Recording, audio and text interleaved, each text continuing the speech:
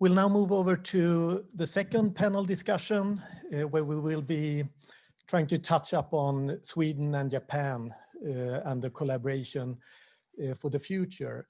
So participating physically here, I would like to invite Kajiwara-san and Matsumoto-san.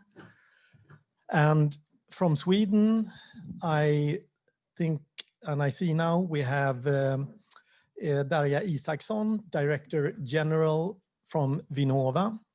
And we have Professor Sylvia Schwag-Serger, who is Deputy Vice Chancellor of Lund University, and among other things, also a member of the Prime Minister's Innovation Council. Most welcome. So what we have been seeing and hearing today is important type of collaboration, so co-creation, collaboration, where we involve both industry and academia.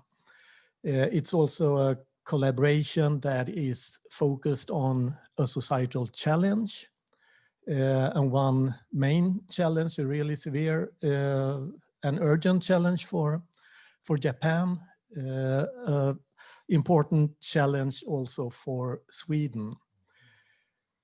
And I would like to start by asking you, Matsumoto-san, when it comes to the concept of collaborating towards solutions for societal challenges, could you elaborate your views here in how the importance of that is towards society and for industry and so on?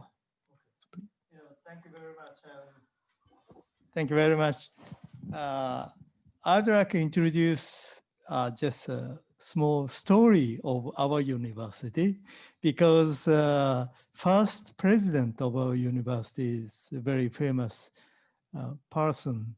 His name is Kotaro Honda, and he was a researcher on magnetics. Anyhow, he said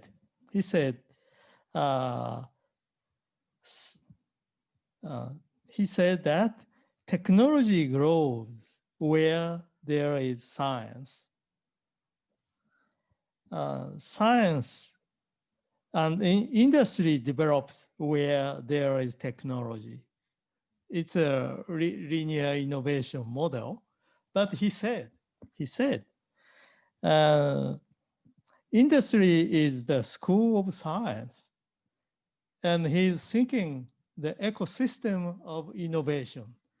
And so maybe even the scientists or engineers should remind what's the real societal problems like SDGs and so on. Now in JST, we started the program on open innovation platform for industry academia co-creation, led by JST, involving the industry, academia, and other stakeholders. This program is promote research, developing the R&D toward achieving targets to realize an ideal society in future based on SDGs, and aim at creating innovation by industry, academia, government partnership. Maybe we should always thinking about how to make networks between industrial people and academic people and so on. Thank you. It sounds very important aspects. I would like to continue on the Swedish side and ask Director General Isaksson on your views on this. Well, I can only agree about the importance of both science, technology, and not least ecosystems. So my remark would be that value creation has always been about understanding and addressing needs. It can be consumer needs, needs from other businesses, or for the public sector. And societal challenges represent global common needs at a global scale. For instance, the global pandemic that we are currently living through reminds us that the challenges we are facing today are global, and they can only be addressed by responsible action in every part of the world. But the pandemic also reminds us that the solutions to our challenges, be it in this case, for instance, vaccines or efficient, accurate, scalable testing, such solutions are in high demand everywhere. They are innovations with a global market. So if we think for a second about our joint global challenge of meeting our planetary deadline, we must cut carbon emissions in half within the decade that we are currently living in. We understand that meeting that deadline requires transforming many aspects of our society: how and what we transport, how we produce and use power, how we build our cities, what we eat. Now we can mobilize around these challenges. We should be motivated by the fact that it's a very real and urgent challenge, where our success is, in reality, science tells us, a make it or break it moment for all of human society. But we should also acknowledge that this, as well as other societal challenges of our time, actually represent the biggest value creation opportunity since the first industrial revolution. I am convinced that the most successful economies, as well as companies, are the ones who lead these transformations, provide the solutions, because that's simply where the demand will be. Oh, thank you. Very interesting. So finding solutions is a driver for industrial competitiveness at the same time as addressing the actual societal challenges. Very interesting. Would you like to add anything to that, Professor Schwag-Serger? Thank you very much. I think some very interesting points have been made, and I would just like to also agree very strongly with the Director General of Vinnova and this point that value creation is about meeting needs, and that it is both a responsibility, but it's also a huge opportunity, a global opportunity. So I think that's something that we should bear in mind, and that I hope to speak to a little bit later in the discussion, where I think this collaboration between Japan and Sweden plays a significant role. Thank you. Thank you. And I'd like to continue with you also, Professor Schwag-Serger, when we have here heard now of a co-creation program, industry, academia collaboration, but of course also a collaboration between two countries that are on a high scientific level, both of them. We have certain similarities, but also differences between us. What are your thoughts around advantages and disadvantages of this type of international collaboration? Thank you very much. First of all, thank you for inviting me. I think it's been a very, very interesting listening to the presentations and also the projects. If I may, before I returned to academia 3 years ago, I was working at Vinnova for 10 years, and I was responsible for international collaboration. And I would like to say I've been following the collaboration between Japan and Sweden very closely now for 15 years. And I would say on a national level, this collaboration is perhaps one of the most long-standing and substantial collaborations that I have been allowed to both be responsible for and to witness. And so I think Dr. Goto, but also the advisor to the foreign minister, and I'm sorry I did not catch his name, made some very valuable points about international collaboration. And I would just like to add to those that the kind of collaboration that we're seeing here today is something that does not happen overnight. It is based on relationship building, on common interests, common views on problems, but also on trust. And I think in the collaboration between Japan and Sweden, a lot of the hard work has already been done, because we have spent 15 years or more, at least as long as I can remember, building this collaboration. And what sign of its strength is that we've been able to expand it from purely academic collaboration to this mix of industry and academia collaboration, which again builds on trust and relationships. And in addition, we have also a very strong academic collaboration with the Mirai network of the Swedish and Japanese universities. So we have a very strong academic collaboration, and then we have this industry academic collaboration. And if you add to that we have quite similar goals, as I think we've heard today, in our common interest in sustainability, and in also putting technology to use for society, for our societies and for the global common good, I think we have a very strong framework upon which to build future collaboration, which I think, as Daya Isaksson was mentioned and others, will not only be beneficial to us, but will be also extremely important if we want to tackle our common challenges. And finally, if I could just add, we have some very interesting areas that we've also been working on in the academic collaboration, which is artificial intelligence, which is materials and aging and sustainability. And these are areas where we have strong common scientific strengths, also strong industrial strengths, and again, an interest in putting these sciences and technologies to good use for society. And incidentally, for example, artificial intelligence is something we will also be discussing in our meeting in the Prime Minister's Innovation Council this afternoon, and more specifically, how we work with other countries, bringing in the aspect of science diplomacy that was brought up before. Thank you. Thank you so much, and thank you for bringing in also this historic perspective on our very long-standing relations. Kajiwara-san, what are your thoughts around the Swedish-Japanese collaboration? Yeah, so Japan and so Sweden, so both become the aging societies. So, and then so we have shared the same program awareness, and then so we have an advantage to the start of joint researches.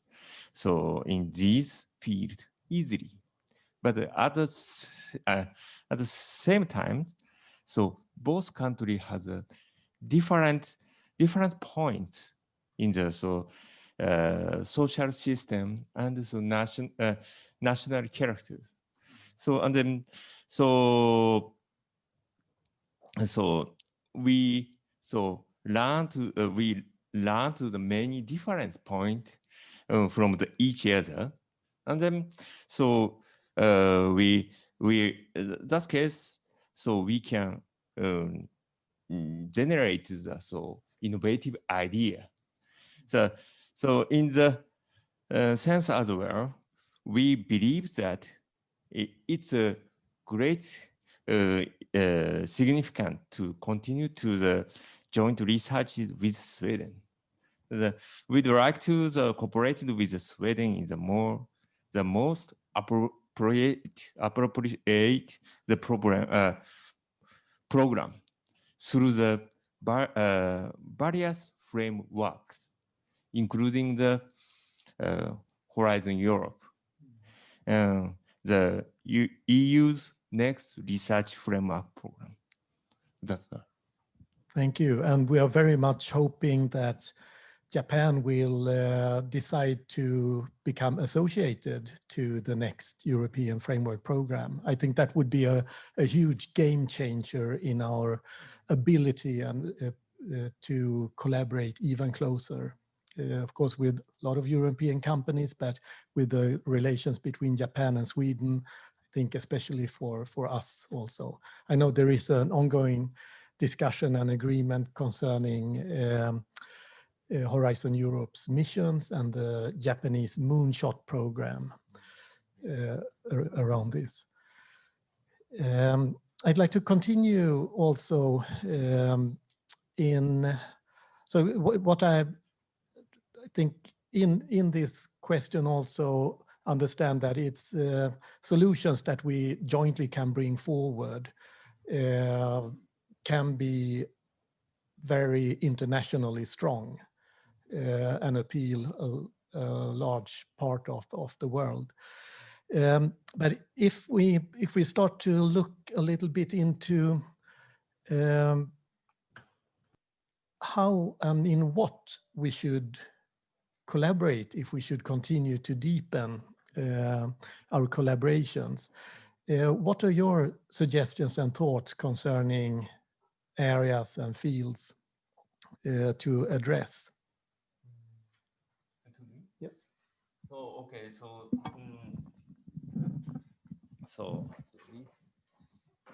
so the Japan and Sweden can collaborate with the many area in the global issue.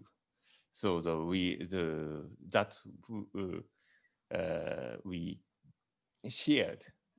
So and moreover, so this year, so that the division of the Japan Basic Act of the Science and Technology positively positioned the humanities and social sciences within the scope of science and technology. So by the COVID-19 pandemic, so the importance of the research of the humanities and social science have been amplified. So in addition, the project regarding the innovative food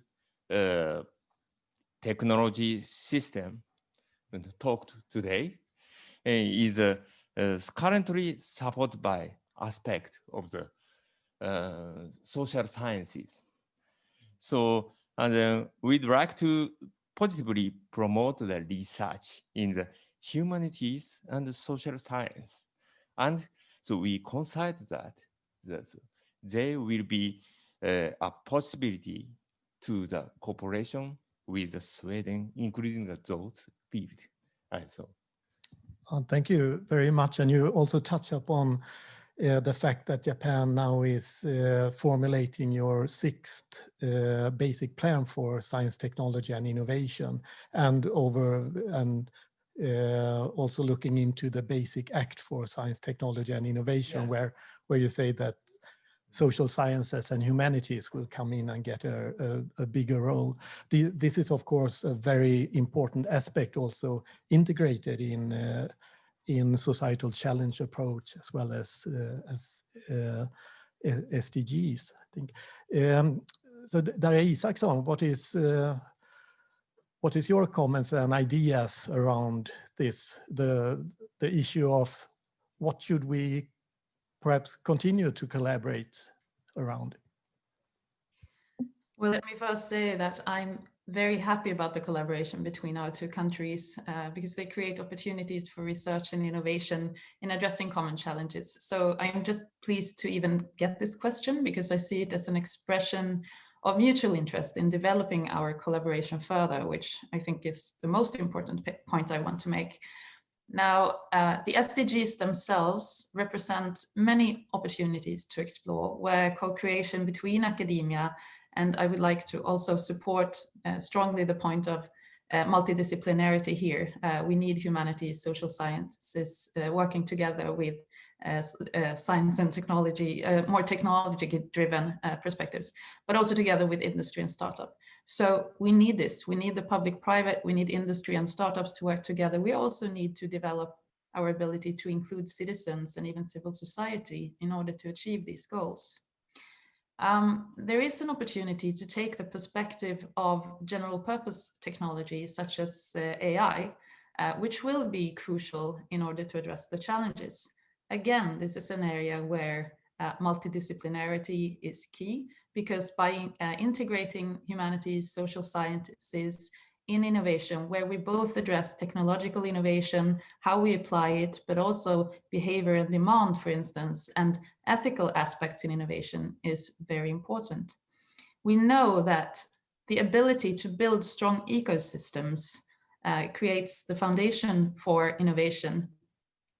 So when we are capable of drawing on having access to the knowledge as well as the infrastructure, creating ecosystems that are capable of driving technological advances, applying them in ways that address all these societal, social, ethical perspectives will be essential for competitiveness.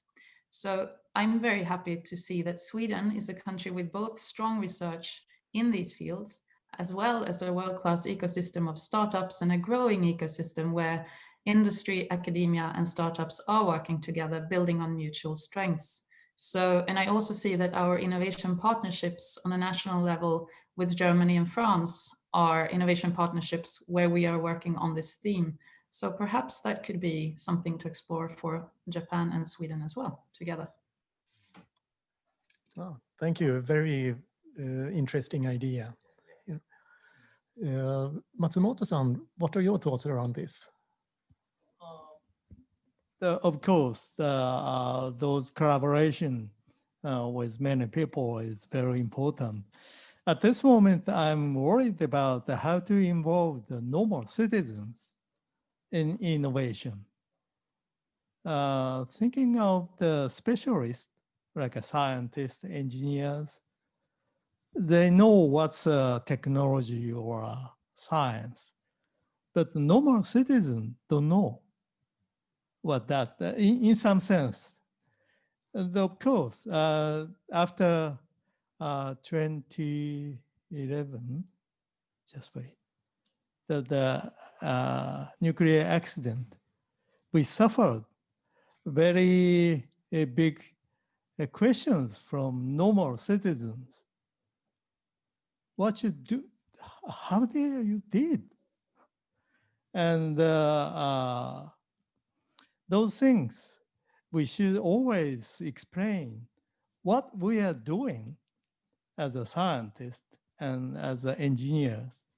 And maybe the important things in education, for example, sometimes we are discussing about the STEM, science, technology, and STEM, what the STEM? Science, technology, engineering, sorry, mathematics. But we should think about the liberal art, A. We should add A. And so that we should move from STEM to STEAM. And also, at this moment, we have, in Japan, we have many problems about how to encourage the scientists and the engineers. Because many years ago, during the period of high economic growth in Japan, curiosity of great researchers and their passions to solve societal issues brought great innovation. But nowadays, recently, there is a common concern that Japan's level of research has weakened due to the decrease in the number of researchers and the amount of research funding. So that JST decided to pay lots of fundamental funding to the university and also collaborating with the industries, how to stimulate those things in both industrial people and academic people. And Japan would like to send our researchers to many countries to stay a longer time. And it will make strengthen our research collaboration. The human relation should be most important things, how to collaborate it. Okay. Thank you so much for this. We're starting to run a little bit late, but I would like to hear from you, Sylvia Schwarzenegger, also your input around this. Yes, thank you. I think some very important points have been made. So I would completely agree with the need to think about how to involve citizens. To that, I would also like to add perhaps with our collaboration, which we can see has been very, very successful in terms of science when you look at the number of co-publications, but also the quality of co-publications, but also the concrete industrial, the project collaborations that we've seen today. What I would like to think about is how we could perhaps include students more in our collaborations, young people, because that I think would address some of the questions you're raising about how to bring this more, in how to strengthen and deepen the collaboration beyond the scientists. And the companies. And the other thing with the arts and humanities, I completely agree. This is something I would also like to endorse. And finally, just that I think what we share among all the other things we've said, and also the fact that we've built up this longstanding base for collaboration, is that we're both mature democracies with strong considerations, for participation, citizen participation, for ethics, and as I said, for building future societies. And I think Japan's recent ambition also to become CO2 neutral, just like Sweden's, is not going to be solved only with technology. So we have to really think about, and I think we're ready to think about how things like carbon neutrality, artificial intelligence, how we together can make these technologies more generally valuable by including social sciences and humanities, but also bringing it closer to the people in a truly democratic fashion. So I would like to just add that. Thank you. Thank you so much. I would like to open up for questions from the auditorium, and if there are any questions also from our online participants. I have one question from Sweden here, Magnus Bergen. Yes. Yeah, thank you very much. I would like to add on to some of the things that we discussed in the beginning about how to transfer scientific results into development projects and finally into business. After my own 20 plus years of experience running research projects, I also would like to state one very important additional factor is that with collaborations with industry, we also identify several fundamental research topics that we are bringing back into science. So it's not only the one directional pathway bringing out science, it's also to bring in science into research labs that is equally important. Okay, thank you very much. Thank you. Also additional comments from panel members, both from the earlier panel and from this panel.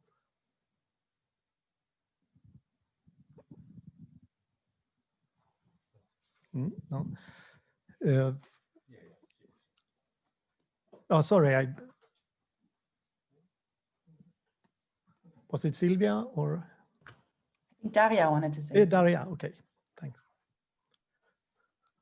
Well, thank you for the opportunity. I think I made my remark in the chat otherwise, but I can only strongly agree with the previous comments, both on the value of integrating humanities and social scientists moving towards STEAM. But I would also like to highlight that at Vinnova, we have very positive experiences of including citizens in innovation co-creation, addressing challenges. We have piloted this related to food and mobility challenges, and I would really love to see similar approaches going forward also in this collaboration, if that's of interest. Sounds very, very positive. Ambassador Högberg. Thank you so much. I take the opportunity to actually pose one little comment. I really like what I'm hearing now, that is to bring in social sciences and humanities also in this. But one thing that strikes me as has happened in Japan just during the last few months, or it's been explained and brought to the forefront just in the last few months, is of course to be carbon free and sustainability and climate change, but also to do more of reforms in the Japanese society, not least when it comes to digitalization. And I think here Sweden and Japan could really do a lot of things together with our perhaps a bit longer experiences. And now Japan stands ready to move quite quickly forward. And there is a genuine interest both from the research community and from the government, and I believe strongly that consumer demand or people demand will increase in Japan very quickly in the next few years when the opportunities to use digitalization will come. So here I really see a way of both bringing people in, but also to see that Japan will be in the lead together with Sweden.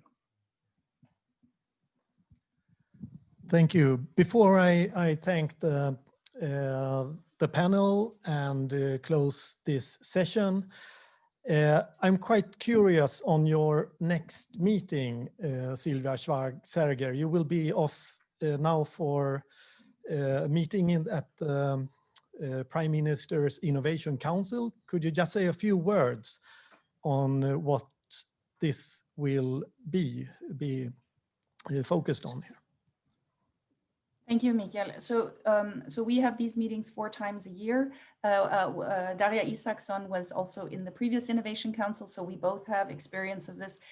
This is perhaps similar to other countries' innovation councils or councils for science and technology policy, but we're about 12 members from academia, industry, and society, and trying to advise the Prime Minister, but also the Prime Minister usually has with him 5 or 6 other ministers and state secretaries to focus on topics that require a holistic approach to innovation and science and technology. And so just as an example, this afternoon, as I mentioned earlier, artificial intelligence will be an issue from the perspective of not only how do we strengthen our strengths and how do we make sure we're internationally excellent, but also how do we use it in the public sector? How do we make sure we don't abuse the use of artificial intelligence? And how should we collaborate with other countries and with which countries in a responsible, but also a way that can meet both our own needs for development and the global needs. So